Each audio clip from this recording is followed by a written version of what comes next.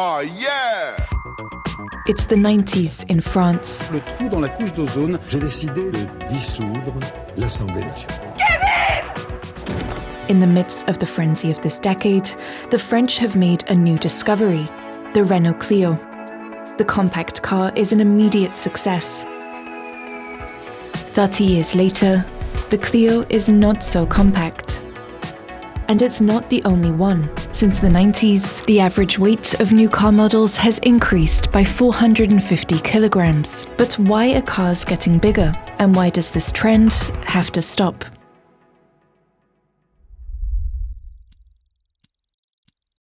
The Clio gives us some answers for this weight gain. Because back in the 90s, France and the world also discovered this. La pollution atmosphérique est telle que les risques pour la santé sont réels. Trop d'auto, pas assez de vent, saletant pour les bronches. La cote d'alerte a été atteinte plusieurs fois. There was concern about the pollution emitted by car engines, and the European Union made sure cars had new parts to reduce the pollutants. For example, catalytic converters filtered out the most toxic exhaust gases. Des voitures en certains cas, mais c'est le prix de la voiture propre. They took up space and made cars heavier, the first factor behind our heftier cars. The second factor: safety regulations. Regulations became stricter and stricter over the past 30 years. Airbags became widespread, and the ABS braking system was made mandatory. Space inside of cars was added to cushion impact. These regulations added even more weight to passenger cars.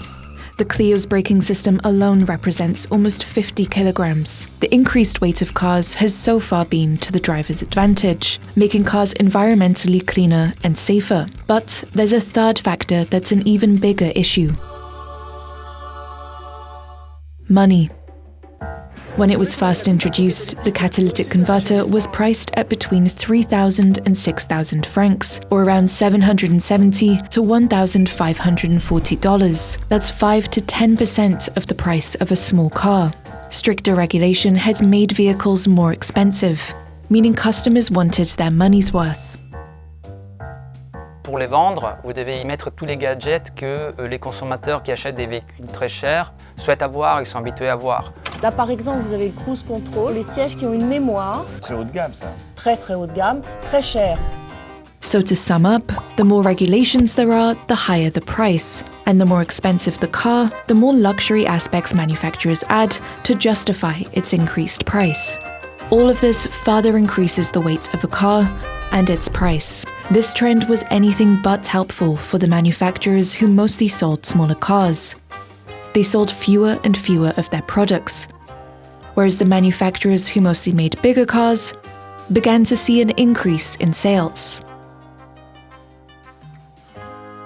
There was another worrying trend. Greenhouse gas emissions from passenger vehicles rose steadily, despite the fact that to limit climate change, they have to be reduced. People were quick to point the finger at the increased use in heavier cars, because the heaviest cars are the most polluting.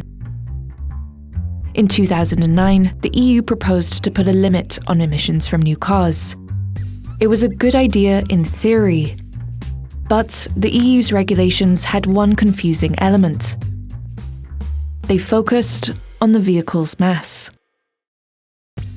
Why? Imagine you're a manufacturer who only makes the Clio. It's 2009 and your car weighs an average of around 1 metric ton. The new regulations allow you to emit up to 119 grams of CO2 per kilometre. Now imagine that you produce large Hummers weighing almost 3 metric tons. You're allowed to emit 200 grams of CO2 per kilometre. In other words, manufacturers who produce the heaviest cars can emit more CO2.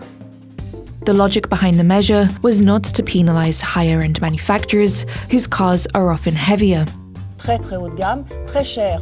But the measure does penalise weight reduction. If you reduced the weight of your Hummers, they would emit less CO2. But your authorised emissions limit is now lower. J'ai j'ai fait des véhicules qui sont effectivement moins polluants, mais l'objectif lui aussi s'éloigne de moi et donc je dois les faire encore plus légers pour y arriver. Et puisqu'alléger un véhicule, c'est pas une chose simple, d'effet, on voit que personne, aucun constructeur, va réduire les poids et la puissance du véhicule pour atteindre ses objectifs. Making bigger passenger cars has a double advantage. You can emit more CO2 and justify a higher selling price. By the 2010s, standard manufacturers had lost many customers, so they tried to take advantage of this regulation to stay afloat. Les constructeurs, en particulier généralistes, ont découvert qu'une manière relativement pas chère de créer cette valeur supplémentaire pour les clients consistait à rehausser les caisses et à donner au véhicule les allures d'un 4x4. The trend could be defined with 3 letters: SUV. It's a vehicle classification that has no official definition, but features a taller build, spacious interior, and a sporty look. Plus de 3 acheteurs sur 10 repartent avec un SUV. By adapting their range, manufacturers sold their cars at a higher price and compensated for the drop in sales. Félicitations. Merci beaucoup. The French Renault Scenic, for example, was transformed into an SUV. It was the same strategy at Peugeot, which also launched a new SUV-style range. Some small cars were sacrificed, like the C1, the 108, and the Twingo. Year on year, cars were getting heavier. And 10 years after the European Parliament's regulations came into force, in 2009, the automotive industry had yet to be put on the right track. Faced with their failure, the EU adopted a more radical approach in 2020. To achieve net zero emissions by 2050, Europe will prohibit the sale of vehicles that emit CO2 when in use, starting in 2035. But bigger cars once again threaten to complicate this objective. Because to get to net zero emissions, new cars aren't the only vehicles that should be targeted. All passenger vehicles on the road need to be replaced with less polluting cars. France, for the moment, is a long way off. Only 1.5% of the country's cars are electric. France's love of big cars is problematic. Quand on clone un véhicule thermique, eh bien, sa version électrique, si on garde à peu près la même autonomie et les mêmes prestations, est entre 400 et 500 kg plus lourde et donc entre 15 000 et 20 000 euros plus cher. C'est très compliqué de décarboner les parcs automobiles avec un véhicule qui devient plus cher et beaucoup plus lourd. Making cars electric without rethinking their size makes them more expensive. And since they're more expensive, French people keep their polluting cars for longer. In 2023, cars over 15 years old represented around 23% of France's fleet, compared with just 16% in 2011. Buying bigger cars less often, drivers are slowing down the decarbonisation of the French vehicle fleet. A problem that could be solved if France changed the size of its vehicles. Vous avez une voiture dimensionnée par rapport à votre départ en vacances avec toute la famille, le chien, la malle, et vous vous traînez cette voiture pour aller au boulot. That was in 1995, but it's still true today. Passenger vehicles are not designed for basic everyday use.